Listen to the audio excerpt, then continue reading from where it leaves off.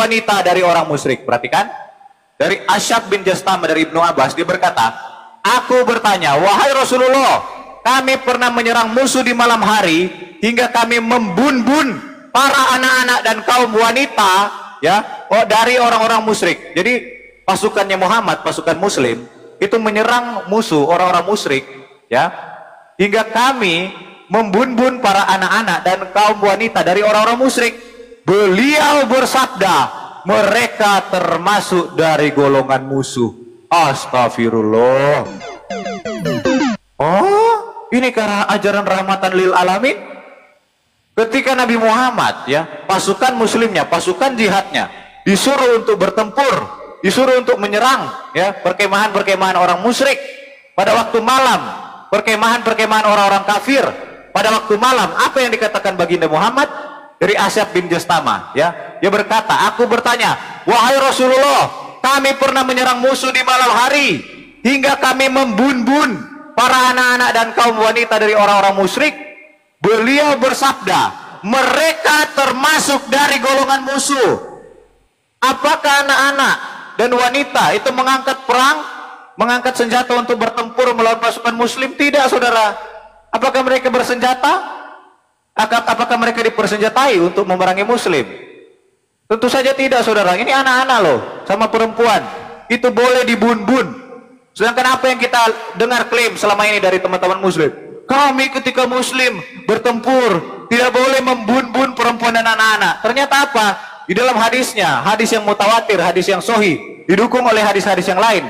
Ternyata Nabi baginda memperbolehkan, Sahih Muslim 3282, memperbolehkan untuk membun-bun perempuan dan anak-anak ketika dalam pertempuran menyerang orang kafir secara diam-diam, ya, menyerang orang kafir secara diam-diam pada malam hari.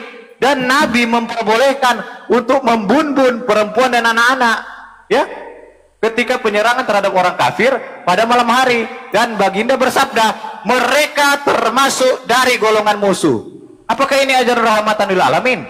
Ya, ini banyak terjadi ketika penyerangan, ya, teror-teror yang terjadi di Irak, ya, terhadap kampung-kampung Kurdi, ya, kampung-kampung Kristen, ya, Kristen-Kristen yang ada di Irak. Apa yang terjadi pada mereka? Bukan hanya laki-lakinya yang dimetongin, yang diberondong dengan pelor-pelor, tetapi anak-anak dan perempuan, ya, diperkaos dan dibun-bun. Bayangkan, bukan hanya itu, bahkan perempuan hamil itu waduh, saya nggak berani, nanti kena ban, ya. Jadi perempuan hamil itu dipisahkan itu bagian itunya, dan yaitu janinnya dikeluarkan, ya, saudara. Itu sangat menjijikan dan mengerikan sekali. Nanti itu ada hadisnya juga, bahwa Muhammad itu memperbolehkan membun-bun perempuan hamil. Itu Abu Daud 3795 dan Abu Daud 3975, ya. Kok malah demikian, kan? Nah, jadi ayat 101 102 tadi itu kalau kita gunakan terjemahan yang mereka pegang, memang ya dirancang sedemikian itu untuk keperluan dan untuk ini, ya, untuk menjustifikasikan apa-apa yang sudah ada di dalam syariat Islam dan rukun Islam terutama. Saya pernah bahas itu, Pak Cakra, bahwa ya, sebenarnya ritual itu, kalau kita mau, yang saya pelajari dari Al-Quran, ya, ritual itu bukan termasuk ibadah, gitu. Bahwa di Quran itu selalu dibedakan antara ibadah dan sholat, itu selalu dibedakan. Contoh di surat Toha 14, di surat Toha ayat 14 itu ada perintah beribadah dan ada perintah sholat, kan berbeda di situ. Nah, kalau ibadah itu yang Allah katakan di Al-Quran itu dengan jalan yang lurus, itu kan. Ibadah itu menggunakan jalan yang lurus. Jalan yang lurus yang Allah jelaskan itu Siratal Mustaqim itu di Al-An'am 151 sampai 153. Nah, itu kalau kita mau kembali teliti lah sedikit-sedikit ke Quran, banyak yang kontradiksi sebenarnya. Rukun Islam pun kontradiksi dengan Quran. Isinya ritual semua. Ya, ya. Bukan moral. Ya. Apapun begini, apapun makna ini menurut saya, ya. apapun makna yang dirumuskan, yang dibaca dalam Al-Quran itu, makna itu harus ada di dalam ranah alam. Kalau enggak bisa kita gunakan, enggak berfungsi apa-apa, enggak bermakna apa-apa. Misalkan apapun, misalkan makna ibadah, kemudian makna salat, hasilnya itu ya harus bersandar kepada prinsip-prinsip alam, sehingga kita bisa tahu nilai apa yang dimaksud ibadah, apa yang dimaksud salat. Tetapi yang jelas begini, definisi salat yang dituangkan oleh agama Islam sangat bertentangan dengan prinsip alam. Artinya Nabi Muhammad gagal paham apa itu salat, dan juga gagal paham apa itu makna ibadah. Nah, kalau Nabi Muhammad gagal paham tentang dimensi-dimensi yang demikian, maka Muhammad itu sendiri bermasalah. Nah, kemarin itu saya sudah angkat persoalan Muhammad itu adalah fiksi.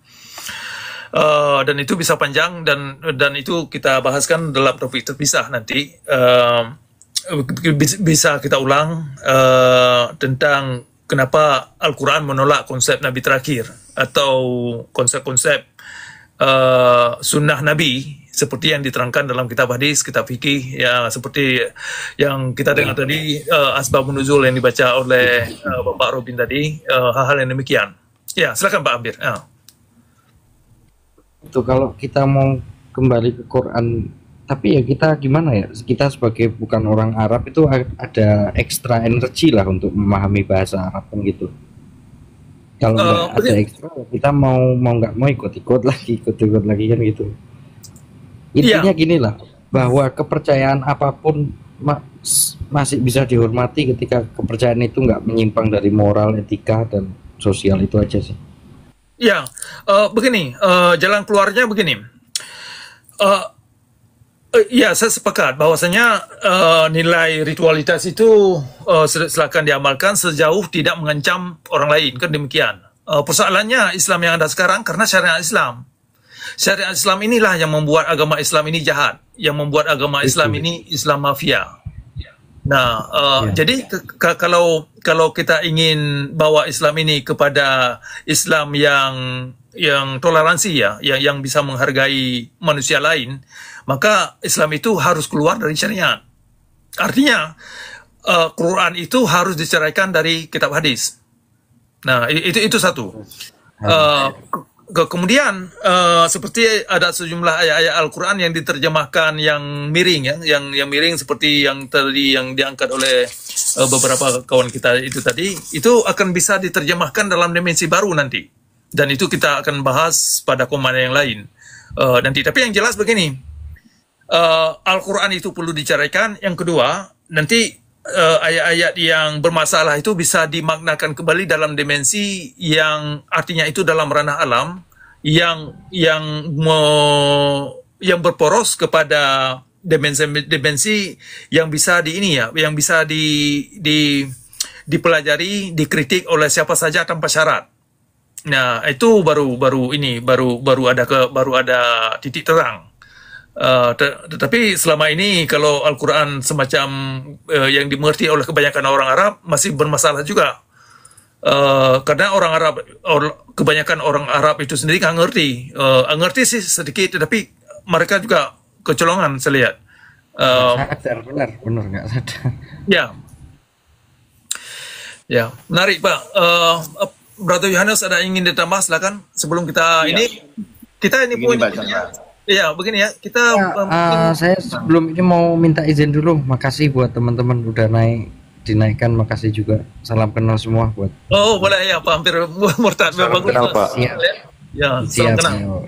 Ya, Assalamualaikum warahmatullahi wabarakatuh. Ya, Assalamualaikum. Shalom. Pak Cakra, menyambung tadi yang tidak boleh mempertanyakan tadi, yang jelas bahwa Pak Cakra ini selalu mempertanyakan, begitu kan? Mempertanyakan tentang keislaman sendiri. Bahkan Pak Cakra hari ini menuliskan judul yang luar biasa di situ ya. Saya tidak mau sebut, biar dibaca saja sedikit judulnya di situ. Apakah menyambung di 102, apakah Pak Cakra nanti nggak khawatir nih Pak Cakra? Pak Cakra kan dicap sebagai orang kafir karena selalu mempertanyakan ini, nggak boleh mempertanyakan. Lalu masih berhubungan dengan Al-Maidah 1:1. Apakah ini menjawab tadi yang disampaikan oleh Ibu Aisyah ketika Ibu Aisyah tadi menyampaikan di situ bahwa ada ustazah-ustazah, banyak sekali perkumpulan-perkumpulan wanita Islami yang melakukan pengajian. Kenapa ustazah-ustazahnya tidak pernah menyampaikan apa isi di dalam Al-Quran yang dimana isinya tersebut itu justru merugikan sekali bagi para wanita, para ibu-ibu, tidak diungkapkan di situ. Apakah itu juga berkaitan dengan ayat 101 itu, Pak? Tidak boleh untuk mempertanyakan. Itu saja, Pak Cakra. Terima kasih. Ya, ya baik. Begini, memang sudah dikondisikan ya, menurut pengamatan saya, itu kaum wanita memang tidak mendapat tempat sama sekali dalam ranah yang kritis dalam akademia. Kalaupun ada itu nilainya semu kebanyakan, dan itu pun kalaupun ada, mereka harus berada di dalam sistem sekuler. Misalkan mereka tinggal di negara-negara barat, itu baru kita dengar. Makanya ada sejumlah wanita-wanita Islam yang benar-benar kritis, yang benar-benar mencoba menggugat hal-hal yang kita bicarakan selama ini. Tetapi mereka itu berada di dalam, mereka tinggal di negara-negara Kristen, artinya bukan negara Islam. Jadi kalau mereka tinggal di negara Islam sudah diapakan kan, sudah dimisiungkan. Nah, jadi bagi ustazah yang ingin kritis ya mereka harus memang berada di dalam lingkungan sistem sekuler ya, sistem-sistem yang memang menghargai kebebasan berpendapat dan melindungi kebebasan berpendapat. Yang hal-hal yang demikian ya adanya di sistem negara sekuler, negara-negara barat ya, negara-negara yang kebanyakan itu kan yang didukung oleh kebanyakan orang-orang Kristen. Nah, jadi itu kenyataannya. Jadi kalau wanita itu dalam sistem syariat itu sangat tidak mungkin. Sangat tidak mungkin. Itu persoalannya.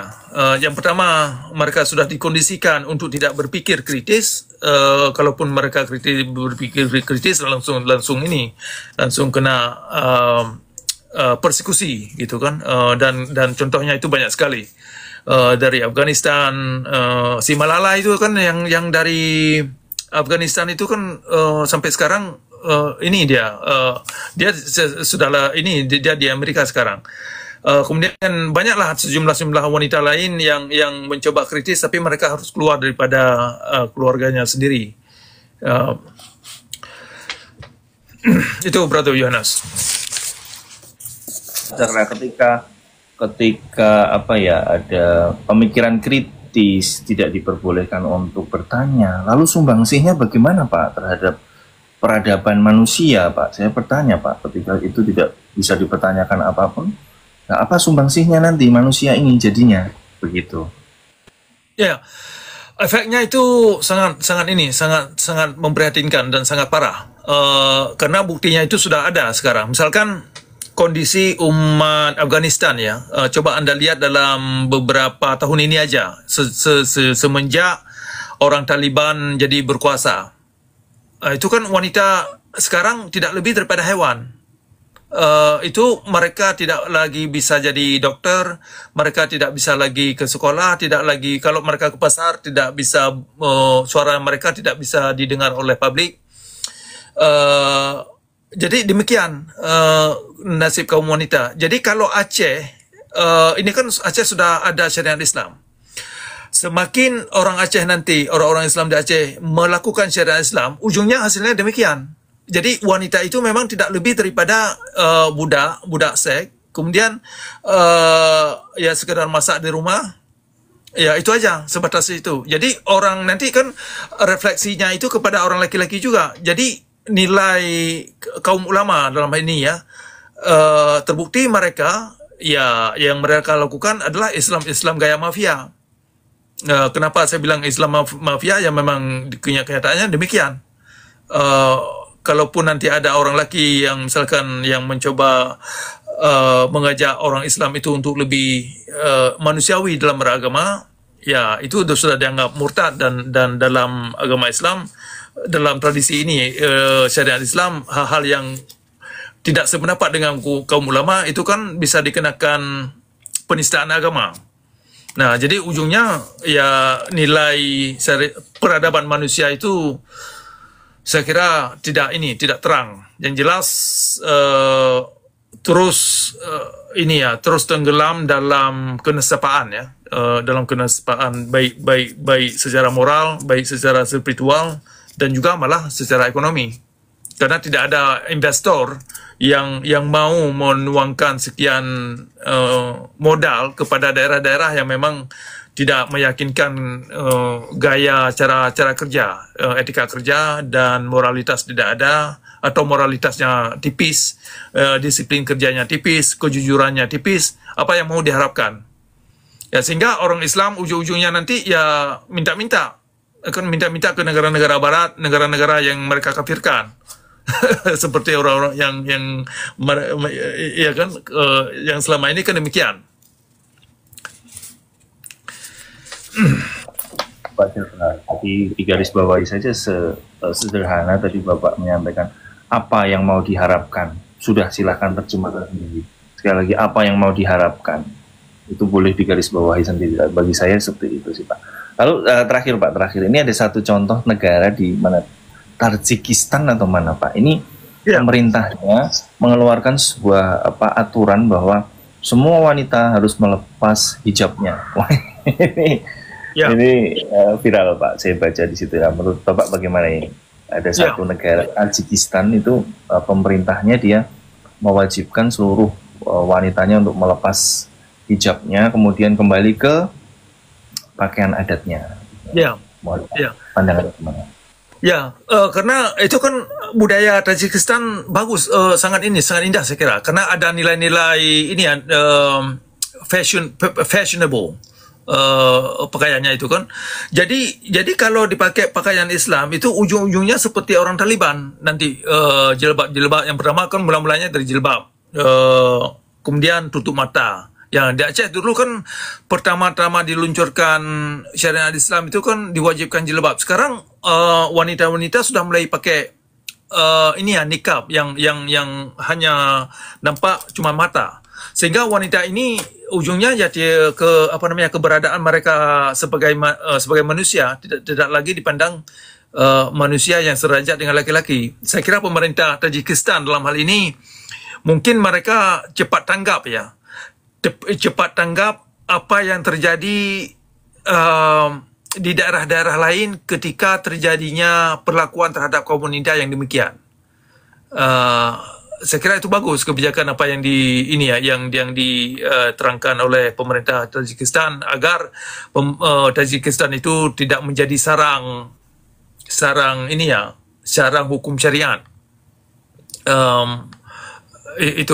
Mungkin itu ada baiknya. Mudah-mudahan negara lain bisa memikirkan tentang kenapa Tajikistan mengambil sikap yang demikian. Demikian dulu Pak Yohanes, terima kasih banyak. Yes, thank you so much. Untuk teman-teman yang di bawah, ayo follow Ibu Aisyah, follow Bu Sofi, Pak Rabi, di follow yuk. Di sini. Terima kasih teman-teman, jangan lupa di follow ya. Thank you Pak Cakra, bless you. Ya, terima kasih ya. God bless you, Bang Bro Yohanes. God bless you too. Thank you, Bang Yohanes. God bless you, Bro Yohanes. Ya, aku tambahkan sedikit ya Pak Cakra ya. Ya boleh, silakan Pak. Oke. Baik, menghitung tentang ini ya, moral di dalam keislaman ya. Banyak orang Muslim kan kalau berdiskusi dengan orang Kristen dan orang Yahudi atau Buddha, mereka mengatakan kalau di dalam pertempuran, katanya Muslim itu dilarang untuk membun-bun perempuan dan anak-anak, betul? Betul nggak? Orang Muslim sering mengklaim tidak. Ketika di dalam pertempuran katanya mereka diharamkan untuk membun-bun perempuan dan anak-anak, betul nggak teman-teman? Iya, itu klaim mereka. Iya. Nah, kita lihat apa yang dikatakan Baginda. Coba besarin Bang, seperti kayak tadi. Oke, kita lihat. Apa yang dikatakan Baginda? Nah, ini ya, teman-teman catat. Dalilnya di dalam hadis Sahih Muslim. Ini derajatnya Sahih. Hadis Sahih Muslim nomor 3282. Teman-teman catat. Ini hadisnya sangat-sangat Sahih, bahkan Sahihnya itu mutawatir. Banyak hadis-hadis pendukung lainnya. Silakan teman-teman cek di dalam hadis, ya, perhatikan, dicatat Sahih Muslim 3282. Kawan-kawan muslim kita sering mengklaim bahwa Islam ini adalah agama yang rahmatan lil alamin. Ketika mereka bertempur dengan orang-orang kafir, orang-orang musyrik, katanya mereka diharamkan untuk membun-bun perempuan dan anak-anak. Nah, kita lihat, apakah menurut Nabi Muhammad, menurut Baginda, ketika bertempur dengan orang-orang kafir, ya, diserang, disergap pada malam hari, itu boleh atau tidak dibun-bun perempuan dan anak-anak? Nah, kita baca, kita lihat. Judulnya, ya, derajatnya Sahih, ya. Teman-teman catat dalam Kitabul Hadis Sahih Muslim nomor 3282. Catat Sahih Muslim 3282. Apa dikatakan di sini? Judulnya Kitab Jihad dan Ekspedisi. Bab bolehnya membun-bun wanita dan anak-anak dalam penyergapan malam. Itu, ya, cuma agak kehalang dengan judul, tapi nggak apa-apa. Nanti teman-teman cek sendiri. Itu judul babnya, Jihad dan Ekspedisi. Bab bolehnya membun-bun, ya, itu diperbolehkan di babnya itu, cuma kehalang sama stiker. Di situ ditulis bab bolehnya membun-bun wanita dan anak-anak dalam penyergapan malam, ya. Bolehnya membun-bun wanita dan anak-anak dalam penyergapan malam. Kita baca. Telah menceritakan kepada kami Abdu bin Humaid, telah mengabarkan kepada kami Abdul Razak, telah mengabarkan kepada kami Ma'mar dari Az-Zuhri, ya, dari Ubaidullah bin Abdullah bin Utbah, dari Ibnu Abbas, dari Asyab bin Jastamah, ya. Dia berkata, aku bertanya, wahai Rasulullah, kami pernah menyerang musuh di malam hari hingga kami membun-bun para anak-anak dan kaum wanita dari orang musyrik. Perhatikan, dari Asyab bin Jastamah dari Ibnu Abbas, dia berkata, aku bertanya, wahai Rasulullah, kami pernah menyerang musuh di malam hari hingga kami membun-bun para anak-anak dan kaum wanita, ya, dari orang-orang musyrik. Jadi pasukannya Muhammad, pasukan muslim itu menyerang musuh orang-orang musyrik, ya, hingga kami membun-bun para anak-anak dan kaum wanita dari orang-orang musyrik. Beliau bersabda, mereka termasuk dari golongan musuh. Astagfirullah. Oh, ini karena ajaran rahmatan lil alamin. Ketika Nabi Muhammad, ya, pasukan muslimnya, pasukan jihadnya disuruh untuk bertempur, disuruh untuk menyerang, ya, perkemahan-perkemahan orang musyrik pada waktu malam, perkemahan-perkemahan orang-orang kafir pada waktu malam. Apa yang dikatakan Baginda Muhammad? Dari Asyab bin Jastamah, ya, dia berkata, aku bertanya, wahai Rasulullah, kami pernah menyerang musuh di malam hari hingga kami membun-bun para anak-anak dan kaum wanita dari orang-orang musyrik. Beliau bersabda, mereka termasuk dari golongan musuh. Apakah anak-anak dan wanita itu mengangkat perang, mengangkat senjata untuk bertempur melawan pasukan muslim? Tidak, saudara. Apakah mereka bersenjata? Apakah mereka dipersenjatai untuk memerangi muslim?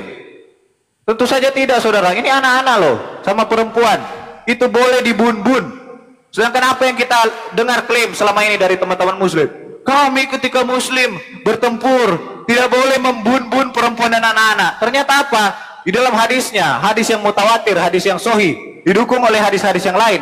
Ternyata Nabi Baginda memperbolehkan, Sahih Muslim 3282, memperbolehkan untuk membun-bun perempuan dan anak-anak ketika dalam pertempuran menyerang orang kafir secara diam-diam, ya, menyerang orang kafir secara diam-diam pada malam hari. Dan Nabi memperbolehkan untuk membun-bun perempuan dan anak-anak, ya, ketika penyerangan terhadap orang kafir pada malam hari. Dan Baginda bersabda, mereka termasuk dari golongan musuh. Apakah ini ajaran rahmatan lil alamin? Ya, ini banyak terjadi ketika penyerangan, ya, teror-teror yang terjadi di Irak, ya, terhadap kampung-kampung Kurdi, ya, kampung-kampung Kristen, ya, Kristen-Kristen yang ada di Irak. Apa yang terjadi pada mereka? Bukan hanya laki-lakinya yang dimetongin, yang diberondong dengan pelor-pelor, tetapi anak-anak dan perempuan, ya, diperkaos dan dibun-bun. Bayangkan, bukan hanya itu, bahkan perempuan hamil itu waduh, saya nggak berani, nanti kena ban ya. Jadi perempuan hamil itu dipisahkan itu bagian itunya, dan yaitu janinnya dikeluarkan ya, saudara. Itu sangat menjijikan dan mengerikan sekali. Nanti itu ada hadisnya juga, bahwa Muhammad itu memperbolehkan membun-bun perempuan hamil. Itu Abu Daud 3795 dan Abu Daud 3975 ya. Perempuan kafir yang hamil ya, itu dibolehkan untuk dibun-bun oleh baginda. Nanti teman-teman cek sendiri aja kalau saya berbohong atau saya jujur. Ini sangat mengerikan, saudara. Perempuan dan anak-anak itu diperbolehkan untuk dibun-bun. Sahih Muslim 3282. Apakah ini, saudara-saudara muslim, ajaran rahmatan lil alamin yang kalian gembar-gemborkan, yang kalian bilang kami ketika teler-teler itu kan HEAB-AIS ya, kemudian pasukan-pasukan dari Iran, dari Irak ya kan, yang mendirikan negara khilafah itu, yang benderanya warna hitam ya kan, yang ada tulisan Arab itu IS itu ya kan, mereka itu melakukan juga pembun-bunan terhadap perempuan dan anak-anak. Apakah ini ajaran rahmatan lil alamin? Kenapa PBB dan UNESCO tidak pernah mengkritik ya terhadap ajaran seperti ini? Bahkan perilaku-perilaku yang sudah terjadi, seperti kaum intoleransi yang terjadi di Padang, itu anak itu sampai trauma gara-gara dipukuli oleh beberapa massa muslim ya. Ini gara-gara mempraktikkan ajaran seperti ini. Makanya itu, kalau kalian ya teman-teman muslim mengaku sebagai ajaran rahmatan lil alamin, jangan mempraktikkan ajaran-ajaran seperti ini. Ini ajaran-ajaran yang memprovokasi untuk mendatangkan ketidakmanusiawian, bahkan membantai, membun-bun orang-orang yang tidak berdosa ya, orang-orang yang tidak berdaya seperti perempuan dan anak-anak ya.